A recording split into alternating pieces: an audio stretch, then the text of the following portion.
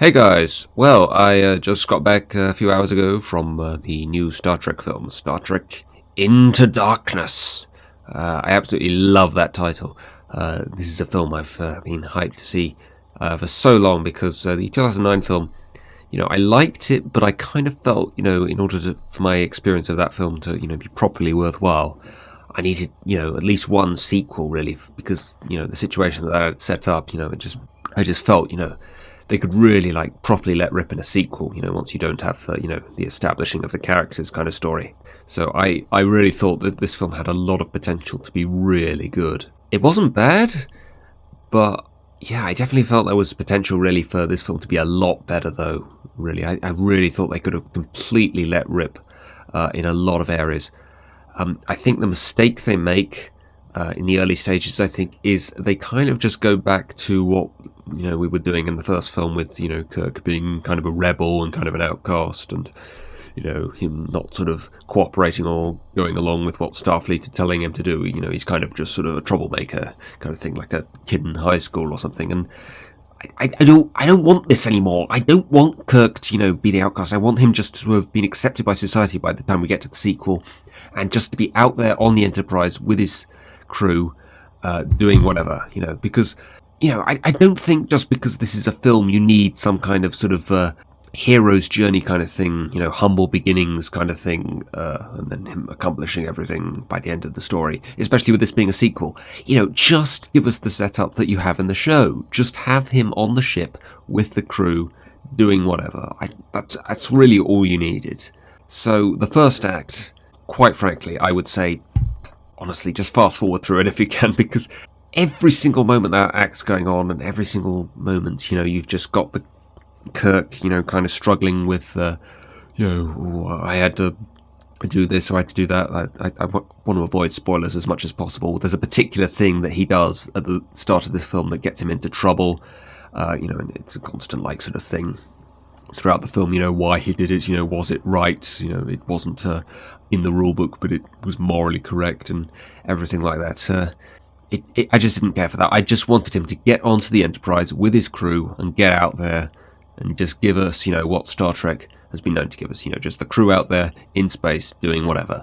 And it takes us, probably about 40 minutes to get to that. It's just so aggravating. Will you get out there on the Enterprise, for Christ's sake? So eventually they finally get there, and my God, does the film pick up once we get into the second act, and they're just out there on the Enterprise, because there's so much more stuff going on. The villain in this is absolutely fantastic. We have a couple of new characters that are inserted in here that are actually pretty kind of interesting, kind of engaging. It's quite obvious this film is taking a lot from Star Trek II, The Wrath of Khan. In fact, one of the characters from The Wrath of Khan is actually in this film as well, obviously played by a different actress, but played by Alice Eve. I actually felt Alice Eve's character had a lot more potential to be used, a lot better than what is actually done with her. She's sort of there at the start of the second act, and she's quite prominent for the first half of the second act, and then she is basically just dispersed of and does nothing for the rest of the film, really. So I felt her character had a lot more potential to be used for a lot more things.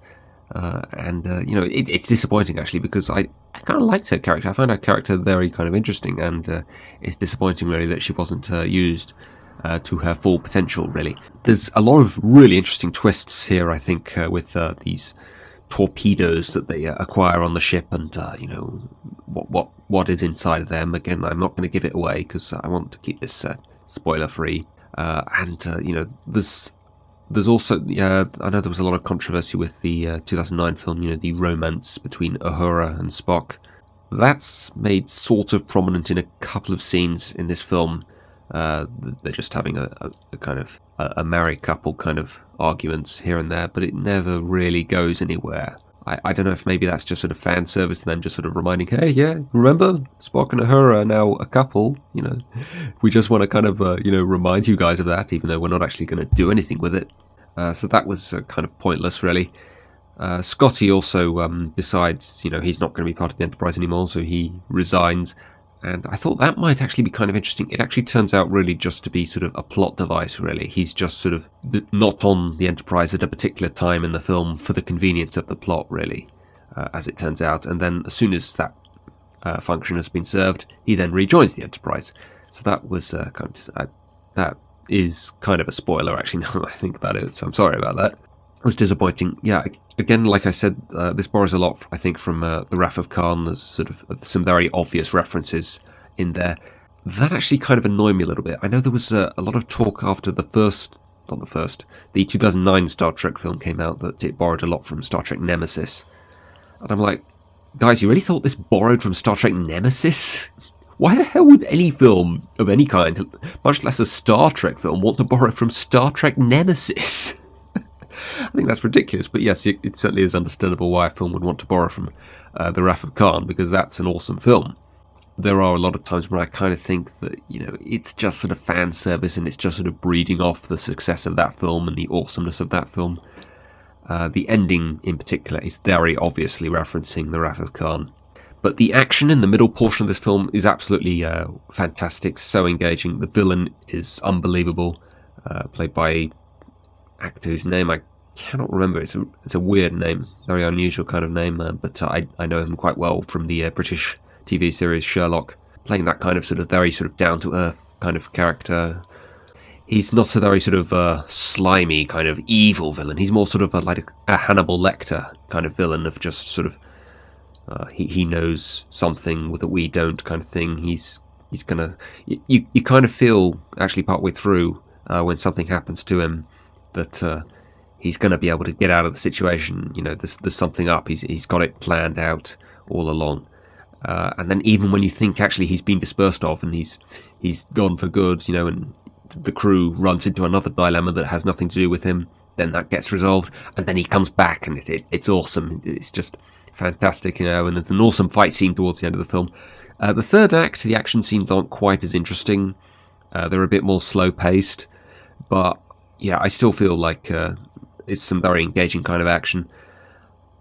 Something happens to Kirk at the very end of the film, and again, it's very sort of obviously referencing Wrath of Khan, and it's not really done quite as well. So that was disappointing. I thought there could have been a bit more, and I actually kind of hoped that there would be a bit more of Kirk and Spock. Actually, that was disappointing as well. I would have liked to have seen a bit more of those two engaging, especially when you consider what happens at the end.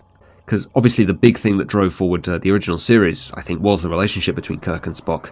And it's just not as prominent, I don't think, here, especially when you consider, that Spock's in a relationship with Uhura in this film series.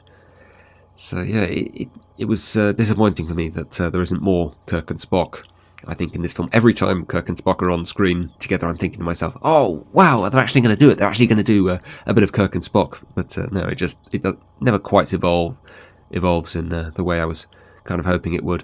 But yeah, I definitely like what they are doing with this reboot of the series, making it much more actiony, definitely giving it its own look, definitely giving it its own kind of feel. It doesn't really feel like it's just Star Trek with a different cast of characters. It definitely feels like its own film, but at the same time still Star Trek.